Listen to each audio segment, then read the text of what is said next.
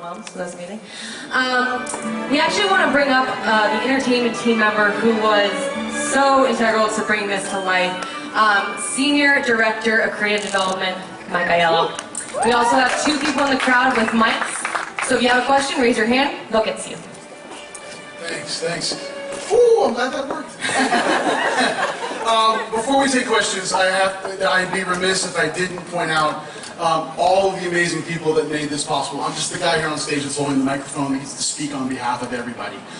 So much of this entire night you guys experienced has been hundreds of people away from their families, away from their state in some cases, away from their country in some cases, for weeks and weeks on end to produce everything you guys saw tonight. So I'd love to give a round of applause to everybody involved in all of this tonight. So please do that for me. All right, oh man, that was really cool. Questions? Yes? So, being able to bring Christmas to the Wizarding World, how does that change the holidays for Universal? In a pretty big way. It's massive. Again, like I said earlier, this has been something we've wanted to do for years and years, ever since this Wizarding World opened in 2010. We were thinking about Christmas, because it's such an amazing, magical time just by itself. And to be able to add that sort of layer to something that's already so massively magical is only a good thing. Now, Christmas in the Wizarding World is something we've worked on for over 2 years now, bringing to life. From all the facets you saw tonight, from the decor to the two show pieces, to this wonderful moment on Hogwarts Castle. We're so very proud of it. So it's a massive new thing, new item for us to be able to do year after year to provide something really magical and completely wizarding to all of our guests that come. How much did J.K. Rowling and Warner Brothers contribute to The question was, how much did J.K. and Warner Brothers and the Blair Partnership contribute to this? Everything. Anything that we do in these worlds is in direct collaboration with Warner Brothers and the Blair Partnership, and in turn, J.K. Rowling. Everything that's here. It's why, with the castle, we took a very specific tack. We wanted to make sure that the people that are viewing the castle see it as the castle. That we are all villagers in Hogsmeade looking at Hogwarts Castle. We wanted to make sure we maintained that thread throughout the process, and even doing some of the amazing things that we did, it's all inherently grounded in things that are in the fiction. The Weasleys, they show up, and why not promote their business? It's what they do. They do it on the train when you're traveling to and from Hogsmeade to Diagon. So we had this idea, like, well, let's get the Weasleys in this, and let's transform the castle into the products they sell in their shop in Diagon. They would of course do that. That's completely in character. But yes, throughout this entire process, it's been a direct collaboration with Warner Brothers and the Blair Partnership to make sure that we are authentic. That's why this place is amazing as it is because we are all grounded in what made this what it is, which is the book, and then in turn the films. And now our translation of those books and films into this reality. It is in every waking step that we create. And also living up to it. There's an immense responsibility to that we want to maintain. Everything we do in this world, we're responsible for how people view it, and also their perception moving forward of it. It's integral, and in the back of our heads at all times. One thing, I want to make sure we're getting people on microphone as well. I will answer questions. Microphones. There's people over here too. We have a microphone on this side? Okay, let's do this. I will get you, I promise. Hello, Mike. Long-time fan. Hi. Hey. Hey, how's it going? Hey. I just want to ask, how long does mapping something like this take? Oh, it's easy. Yeah? It's not a day, but... It's so easy. Right, guys? It's so easy. No, we worked with a company called Moment Factory and another company called ThinkWell to bring this to life. This has been in the making for a year and a half. The longest portion of it is, of course, the actual content to create the animatics, so that we make sure that because you have very little time to create it once you do, and then you kind of got to stick to your guns. So we got to make sure in those early stages, those animatics, those storyboards, that we're creating those at a level that can communicate the ideas very, very explicitly. because we're talking to a lot of people that aren't inherently theme park oriented, but are caretakers of the brand. So we want to make sure when we're creating this content that we're also creating materials that easily communicate the narration, or the narrative rather, that we want to express. So no, this has been a year and a half from day one to now to get this amazing show onto the castle. Who's next? Hi there, Mike. Hey! Obviously, Hogwarts has been here for 7 years now, and it looks like it is tailor-made for this kind of show.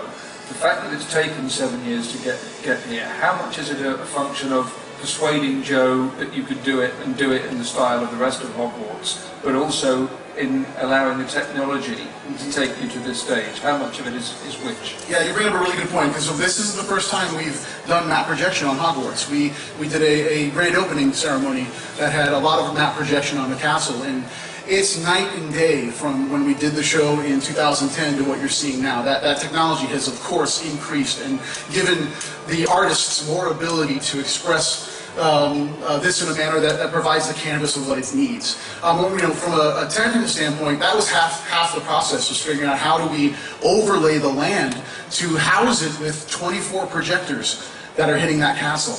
And this is not an easy structure. There's multiple angles, there's depth, there's multiple positions that we've created in the land to be able to occupy all the technical needs to create this moment. And that was also another side of the process, to make sure that the architecture that we do need to build still remains in theme as well, and is as hidden as we could possibly make it, because we don't want to ruin the illusion that this land brings. Once you're in here, you are in, and that's the most beautiful thing about it. This Hogsmeade and Diagon, it is completely captivating in every angle, and we want to maintain that. But obviously, as far as persuasion, the parties that need to be persuaded, when you have good content to work with, you can create good content. That's it. And the persuasion is relatively easy if you've done your homework and you present something that fits. And that's a process too, to try and figure out how we make it fit. What are the things that we know can work? What are the things that don't? There were a lot of things that fell on the cutting room floor that we felt just didn't work.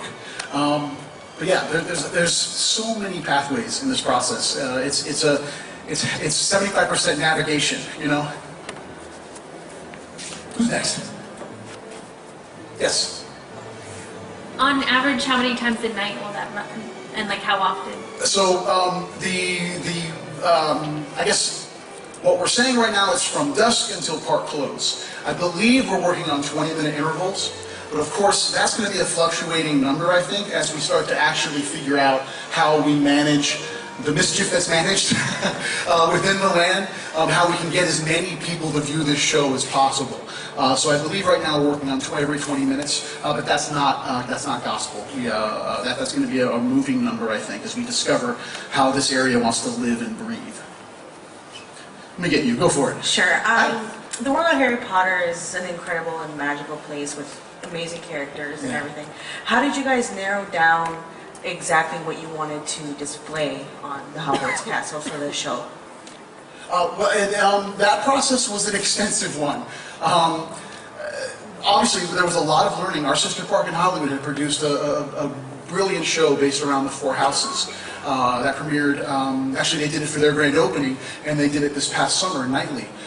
So we knew what that show was, and we knew how that worked, and so we wanted to do something that was inherently different. Really, where we started was how can we affect the castle in a broader scale. The Four House show, if you've seen it in Hollywood, is beautiful. It's also very light-based. It's light on dark. As they're bringing in all of the colors of the houses and all of the representations that go with those houses. For this show, we really started with what are themes that we can provide the castle that dramatically affect it in a very expansive way. Yule Ball. That was one of the first things I think we talked about early on, was how do we create the Yule Ball within Hogwarts? How do we move and change and affect the architecture to give us the illusion that we're there right there in the Great Hall? All of the colors, all of the ice sculptures you see are inspired by the place settings that are in that scene. There are all these amazing rounded place settings with all these types of colored liquid that are all around. We took all of those textures and applied them to the castle. The characters you see, Hermione and Crumb and everyone dancing. Their look is also, we wanted to make sure we maintained scale. We knew we couldn't show Hermione and Crumb at that scale because that's not possible. So we created them to look more origami in nature, very reminiscent of the Tale of Three Brothers. That is a direct inspiration of how we created those characters so we could make them larger and make them work for the moment. That was incredibly important.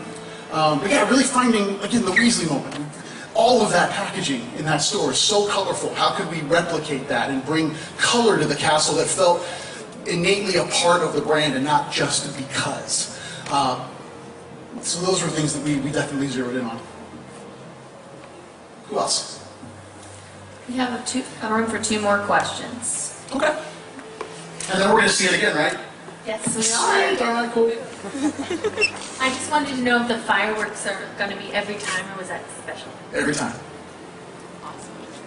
Who else? Going once? Right here. Hey. Hey, Ricky, what's up, man? I was wondering, since we're about to see it again, are there any little Easter eggs or hidden details that we should be looking for? Not really. We pretty much throw it all up there. Everything you see is what you see. Again, if you're a deep fan of the fiction, you know already fairies provide all of the light for most of the garland in Hogwarts. That's why we have that moment. In one thing I didn't mention the music. Music was a completely new arrangement using scores from John Williams. There's a little bit of Alexander Desplat, a little bit of Nicholas Hooper for the Yule Ball. But we actually scored this in London with the London Symphony Orchestra at Abbey Road. So it's a brand new arrangement of these songs specifically catered for this content. That was really fun. And again, I can't stress enough, there's so many people involved with this that made this happen tonight. Yeah, I mean, really, there's a lot up there, and we're very kind of specific.